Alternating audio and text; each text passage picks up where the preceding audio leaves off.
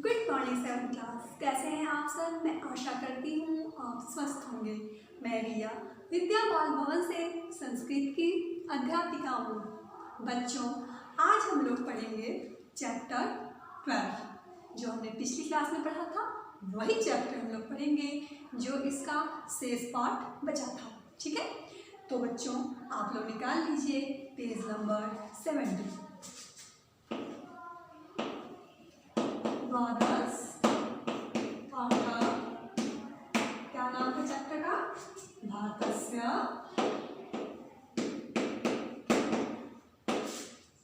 प्रमुख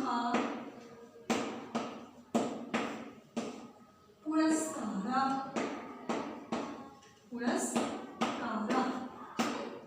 भारतस्य प्रमुख पुरस्कार। ठीक है, हमने पेज नंबर 70 पढ़ लिया था पिछली क्लास में, तो आज हम लोग पढ़ेंगे पेज नंबर 71। हमने 4 पुरस्कार के बारे में पढ़ लिया था: भारत रत्न, पद्म भूषण पुरस्कार, पद्म विभूषण पुरस्कार और पद्म श्री पुरस्कार। आज हम लोग पढ़ेंगे 5th जो हमारा पुरस्कार आता है वो है गांधी शांति पुरस्कार। कौन सा पुरस्कार? गांधी शांति पुरस्कार। 1995 तमे ख्रीष्टाब्दे इदं सम्मानम आरब्धम। ठीक है, 1995 के आरंभ में ये सम्मान, ठीक है, आरंभ हुआ था। जो गांधी शांति पुरस्कार है वो 1995 के आरंभ हुआ था। इदं सम्मानम प्रतिवर्षाभ्यं जनेभ्यः संगठनेभ्यः च दीयते। यह जो सम्मान है वो प्रतिवर्ष लोगों को और किसी संगठन को दिया जाता है, लेकिन वो लोग और वो संगठन कौन होना चाहिए? जनेभ्यः संगठनेभ्यः च दीयते येषां योगदानं सामाजिक राजनीतिक अर्थव्यवस्था क्षेत्रे भवति। ठीक है, उन लोगों को दिया जाता है या उन संगठन को दिया जाता है जिनका योगदान सामाजिक, राजनीतिक और अर्थव्यवस्था में होता है। ठीक है, तो राजनीतिक, सामाजिक और अर्थव्यवस्था में जिनका योगदान होता है उनको गांधी शांति पुरस्कार दिया जाता है। या एक व्यक्ति को दिया जा सकता है या पूरे संगठन को भी दिया जाता है। ये अहिंसाया कार्यम कुर्वन्ति। जो अहिंसा वाला कार्य करते हैं, जो हिंसा के साथ कार्य नहीं करते, जो अहिंसा के साथ कार्य करते हैं, उनको ये पुरस्कार दिया जाता है। ये गांधी मार्गम अनुसंता कार्यम कुर्वन्ति। अस्मिन् पुरस्कारे प्रशस्तिपत्रं 10 लाख रूप्यकाणि च दीयते। ठीक है, जो गांधी के मार्ग का अनुसरण करते हुए कार्य करते हैं उनको ये पुरस्कार दिया जाता है। और इस पुरस्कार में क्या क्या मिलता है? प्रशस्ति पत्र 10 लाख रूप्यकाणि, यानी कि 10 लाख रुपए दिया जाता है। ठीक है, यानी कि ये पुरस्कार उन्हीं को दिया जाता है जो गांधी के मार्ग पे अनुसरण करते हुए कार्य को करते हैं। अस्य पुरस्कारे कृते चयनं भारतस्य प्रधानमंत्री, लोकसभा अध्यक्ष, भारतस्य न्यायाधीशः च मिलित्वा कुर्वन्ति। ठीक है, इस पुरस्कार का चयन कौन करते हैं? भारत के प्रधानमंत्री करते हैं, लोकसभा के अध्यक्ष करते हैं और भारत के प्रमुख न्यायाधीश जो होते हैं वो करते हैं। ठीक है, मुख्य न्यायाधीश जो होते हैं वो करेंगे। तो कौन कौन करते हैं? प्रधानमंत्री, लोकसभा के अध्यक्ष और भारत के न्यायाधीश जो होते हैं वो लोग मिलकर इस पुरस्कार का निश्चय करते हैं कि इनको देना है। इदानीं पर्यन्तं 12 जनाः इदं सम्मानं प्राप्तवन्तः सन्ति। अब तक कितने लोगों को ये पुरस्कार मिल चुका है? 12, यानी कि 12 लोगों को ये पुरस्कार दिया जा चुका है। अब देखिए 6 है राजीव गांधी खेल रत्न पुरस्कार। ठीक है, राजीव गांधी खेल रत्न पुरस्कार 1991 से 92 ख्रीष्टाब्दे इदं सम्मानम आरब्धम। 1991 से 92 के आरंभ में, ठीक है, ये सम्मान का ये सम्मान आरंभ हुआ। कौन सा पुरस्कार? राजीव गांधी खेल रत्न पुरस्कार 1991 से 92 के बीच में। ठीक है। क्रीडा क्षेत्रे इदं सम्मानम सर्वोत्कृष्ट वर्तते। क्रीडा यानी कि खेल के क्षेत्र में यह सम्मान सबसे उच्च या सबसे सर्वोत्कृष्ट सम्मान है। क्रीडा क्षेत्रे उत्कृष्ट योगदानाय अयं पुरस्कारः दीयते।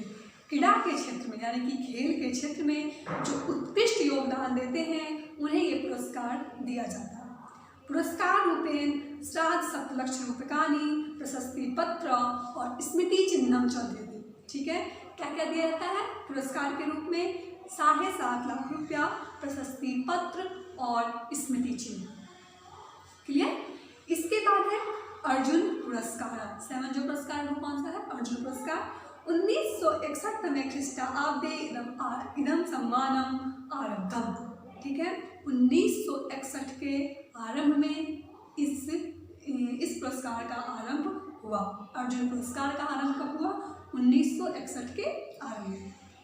पुरस्कार रूपेण 5,00,000 अर्जुनस्य कांस्य प्रतिमा च दीयते। पुरस्कार के रूप में 5 लाख रुपया और कांस्य का प्रतिमा दिया जाता है। इसके बाद 8 है द्रोणाचार्य पुरस्कार। 1995 में ख्रीष्टाब्दे इदं सम्मानम आरब्धम। ठीक है। 1985 में ख्रीष्टाब्दे 1985 में द्रोणाचार्य पुरस्कार का आरंभ हुआ। क्रीडा शिक्षकेभ्यः अयं पुरस्कार दीयते। ठीक है। खेल के जो प्रशिक्षक होते हैं यानी कि खेल के जो शिक्षक होते हैं उनको ये पुरस्कार दिया जाता है। ठीक है। पुरस्कार रूपेण 5,00,000 द्रोणाचार्य कांस्य प्रतिमा च दीयते। ठीक है। पुरस्कार के रूप में क्या दिया जाता है? 5 लाख रुपया और द्रोणाचार्य का कांस्य प्रतिमा। इसके बाद है ध्यानचंद्र पुरस्कार। 2000 में ख्रीष्टाब्दे है इदं सम्मानम आरब्धम। 2002 में। ठीक है।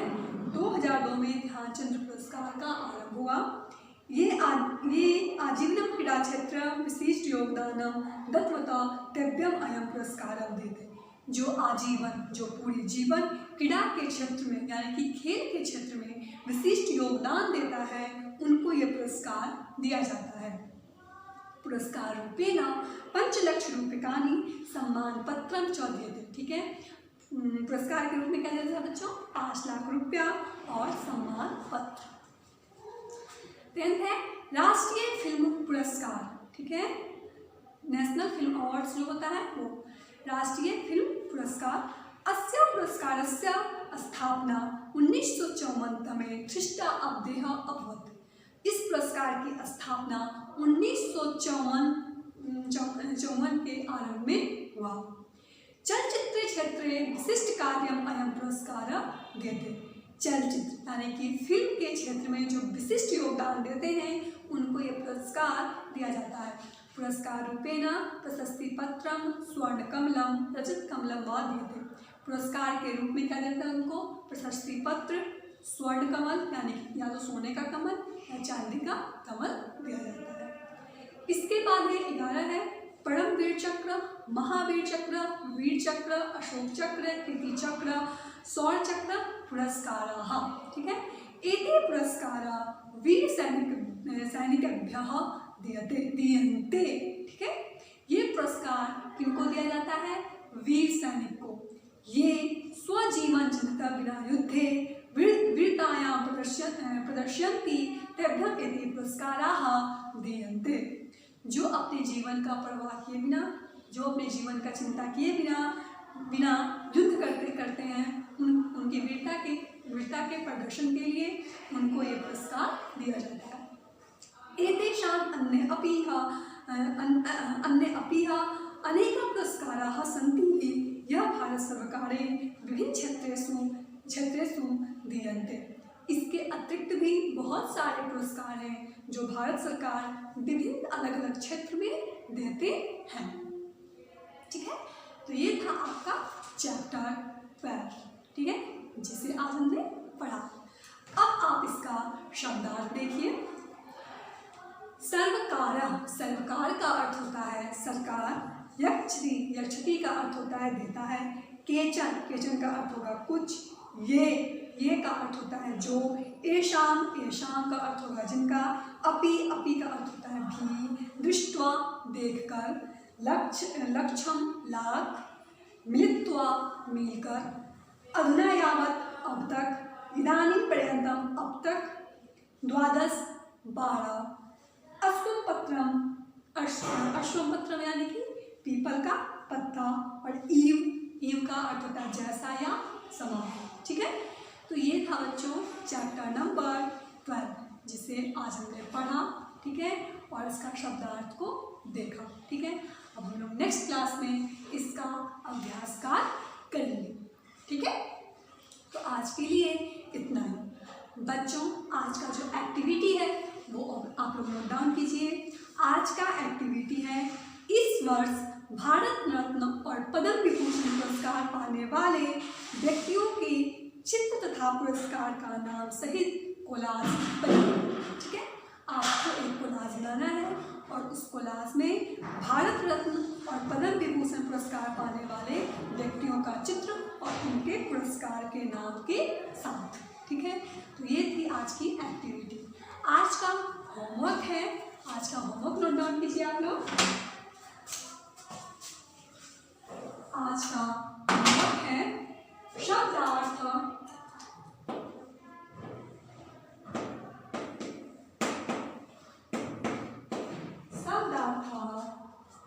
नोटबुक में